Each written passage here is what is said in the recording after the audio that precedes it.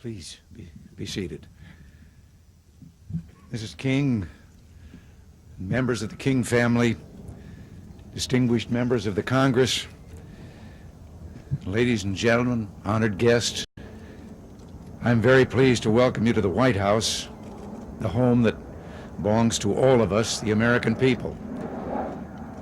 When I was thinking of the contributions to our country, the man that we're honoring today, a passage attributed to the American poet John Greenleaf Whittier comes to mind. Each crisis brings its word and deed. In America in the 50s and 60s, one of the important crises we faced was racial discrimination. The man whose words and deeds in that crisis stirred our nation to the very depths of its soul was Dr. Martin Luther King, Jr. Martin Luther King was born in 1929 in an America where, because of the color of their skin, nearly 1 in 10 lived lives that were separate and unequal. Most black Americans were taught in segregated schools. Across the country, too many could find only poor jobs, toiling for low wages. They were refused entry into hotels and restaurants, made to use separate facilities. In a nation that proclaimed liberty and justice for all, too many black Americans were living with neither. In one city, a rule required all blacks to sit in the rear of public buses. But in 1955, a brave woman named Rosa Parks was told to move to the back of the bus. She said no. A young minister in a local Baptist church, Martin Luther King, then organized a boycott of the bus company, a boycott that stunned the country. Within 6 months, the courts had ruled the segregation of public transportation unconstitutional. Dr. King had awakened something strong and true, a sense that true justice must be colorblind, and that among white and black Americans, as he put it, their destiny is tied up with our destiny, and their freedom is inextricably bound to our freedom. We cannot walk alone. In the years after the bus boycott, Dr. King made equality of rights his life's work. Across the country, he organized boycotts, rallies, and marches.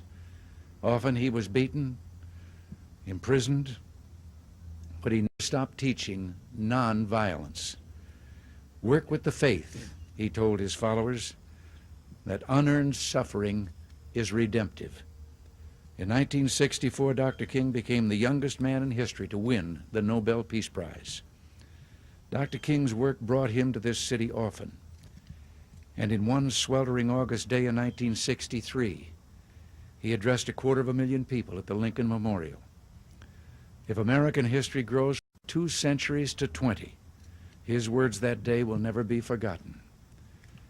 I have a dream that one day on the red hills of Georgia, the sons of former slaves and the sons of former slave owners will be able to sit down together at the table of brotherhood.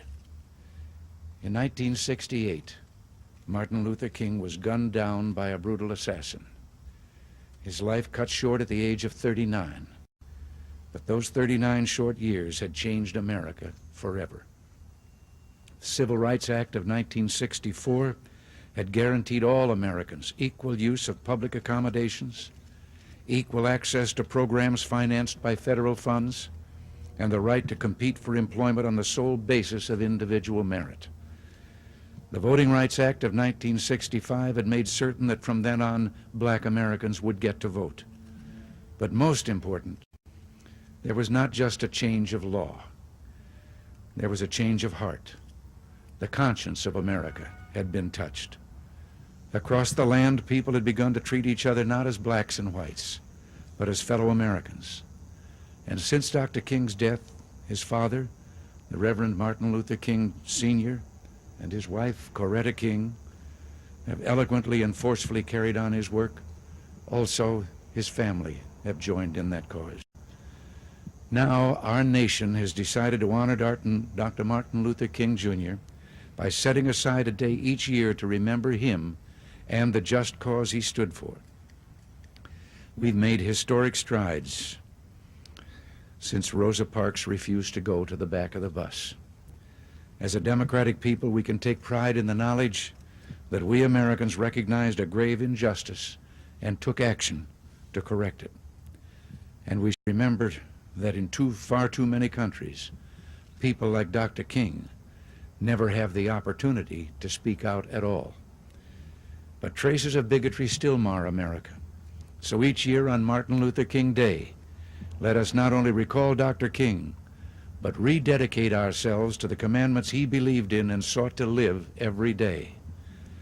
Thou shalt love thy God with all thy heart, and thou shalt love thy neighbor as thyself. And I just have to believe that all of us, if all of us, young and old, Republicans and Democrats, do all we can to live up to those commandments, then we will see the day when Dr. King's dream comes true.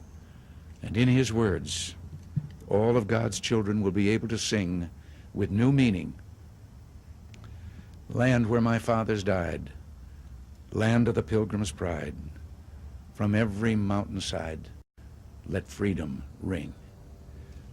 Thank you. God bless you, and I will sign it.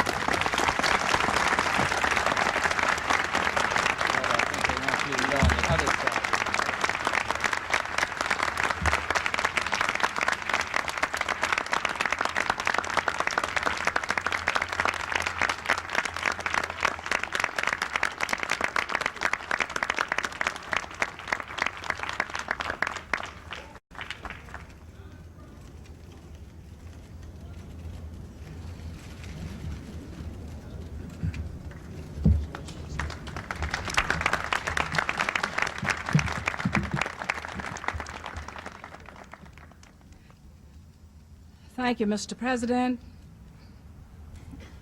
Vice President Bush, Majority Leader Baker, and the distinguished congressional and senatorial delegations and other representatives who gathered here, and friends.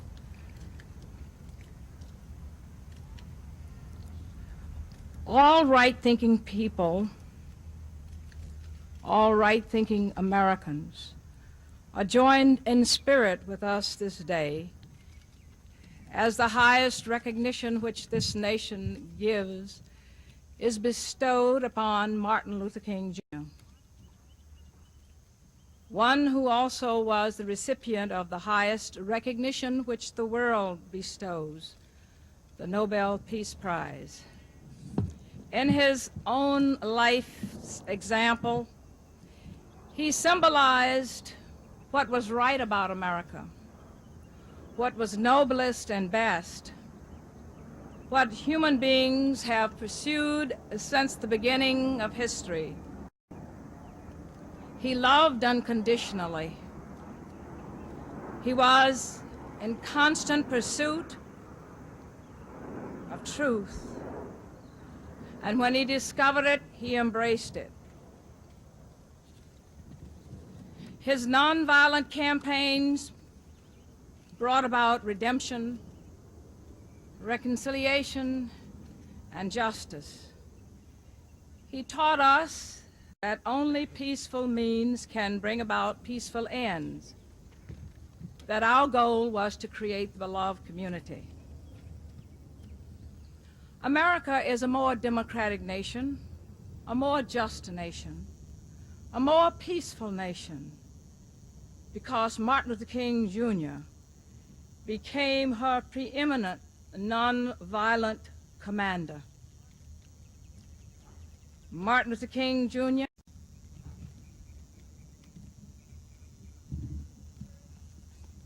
and his spirit live within all of us.